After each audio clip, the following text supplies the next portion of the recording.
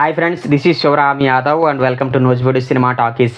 Friends, ఈ వీడియోలో మీకు నేను వరలక్ష్మి శరత్ కుమార్ లీడ్ రోల్ పోషించిన శబరి మూవీ యొక్క రివ్యూ చెప్తానండి. ఈ మూవీ యొక్క లెంగ్త్ వచ్చేసి సుమారుగా 2 hours 10 minutes అండి. ఈ మూవీలో వరలక్ష్మి శరత్ కుమార్తో పాటు గణేష్ వెంకటరామన్, శశాంక్, మైమ్ గోపి, సునయన, బేబీ కార్తిక మరియు రాజశ్రీ నాయర్ తదితరులు నటించారండి. నిర్మాత మహేంద్ర కోండ్ల, డైరెక్టర్ వచ్చేసి అనిల్ కాడ్జ్ అండి. ఓవరాల్గా మూవీ బాగుందంటే మాత్రం నాకైతే పర్లేదండి, బాగానే ఉంది అనిపించింది. డైరెక్టర్ తీసుకున్న పాయింట్ చాలా డిఫరెంట్గా ఉందండి, కాకపోతే అది ఎగ్జిక్యూషన్ విషయంలో వచ్చేపాటికి కొంచెం తడబడ్డాడేమనిపించింది. ఓవరాల్గా వరలక్ష్మి శరత్ కుమార్ గారు మాత్రం తనకి ఇచ్చిన రోల్కి న్యాయం చేశారు. స్టోరీలోకి వెళ్తే వరలక్ష్మి శరత్ కుమార్ ఒక సింగిల్ మదర్ అనమాట. హస్బెండ్తో విడిపోయి కూతురుతో ఒంటరిగా లైఫ్ని లీడ్ చేస్తూ ఉంటుంది అనమాట. ఆ టైంలో ఒక సైకో క్యారెక్టర్ ఎంటర్ అవుద్దనమాట. ఆ సైకో క్యారెక్టర్ వచ్చేసి మైమ్ గోపి గారు అనమాట. వరలక్ష్మి శరత్ కుమార్ కూతుర్ని తన కూతురే నాకు ఇచ్చే, లేదంటే చంపేస్తానని చెప్పేసి వెంటబడుతుంటాడు. ఇంకో పక్క వరలక్ష్మి శరత్ కుమార్ మాజీ భర్త కూడా పాపను తనకి ఇచ్చేయమని చెప్పేసి వెంటబడుతుంటాడు. ఇలాగ అన్ని వైపుల నుంచి దాడి జరుగుతూ ఉంటుంది అనమాట. వాళ్ళందరి నుంచి హీరోయిన్ తన కూతుర్ని ఎలా కాపాడుకుంది అనేది మీ మూవీ చూసి తెలుసుకుంటే బాగుంటుంది అనమాట. ఓవరాల్గా పరిస్థితులకి ఎదురెళ్ళేటటువంటి తల్లి క్యారెక్టర్లో వరలక్ష్మి శరత్ కుమార్ గారు చాలా బాగా నటించారండి. మరి ఆవిడ ఇంత బాగా పెర్ఫామ్ చేస్తున్నప్పుడు అందుకు తగ్గట్టుగా డైరెక్టర్ కూడా స్క్రీన్ ప్లే బలంగా రాసుకుని ఉంటే మాత్రం సినిమా చాలా బాగుండేది అనమాట. నేను ఆ విషయంలో మాత్రం చాలా డిసప్పాయింట్ అయ్యాను. ఫస్ట్ హాఫ్ మొత్తం కూడా క్యారెక్టర్స్ ఇంట్రడక్షన్ ఏదో అలా సాగదీసుకుంటూ వెళ్ళిపోయాడు. ఒక ఇంట్రెస్టింగ్ పాయింట్తో ఫస్ట్ హాఫ్ ముగుస్తుంది. సెకండ్ హాఫ్ కొంచెం బాగుందండి, కాకపోతే క్లైమాక్స్ ఇంకొంచెం బెటర్గా తీసుకుంటే బాగుండేది అనిపించింది.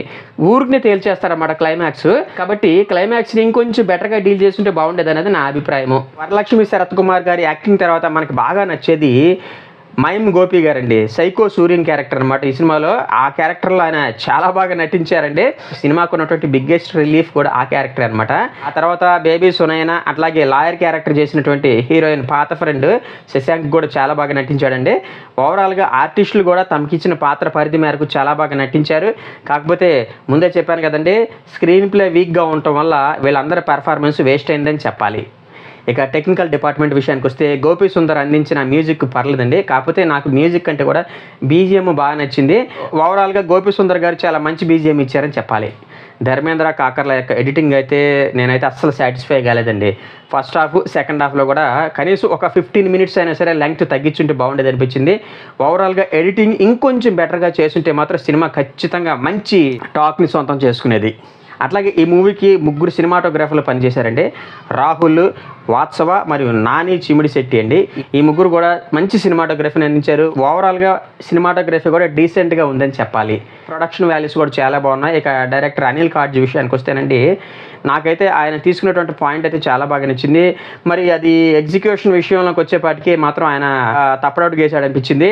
ఓవరాల్గా మళ్ళీ చెప్తున్నాను కదండి, స్క్రీన్ ప్లే మాత్రం బలంగా రాసుకుని షూటింగ్కి దిగి ఉంటే మాత్రం సినిమా ఓ రేంజ్లో ఆడుండేది అనేది నా అభిప్రాయము.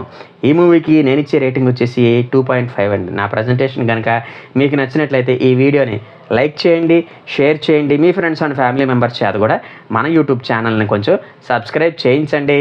థ్యాంక్ యూ అండ్ జై హింద్.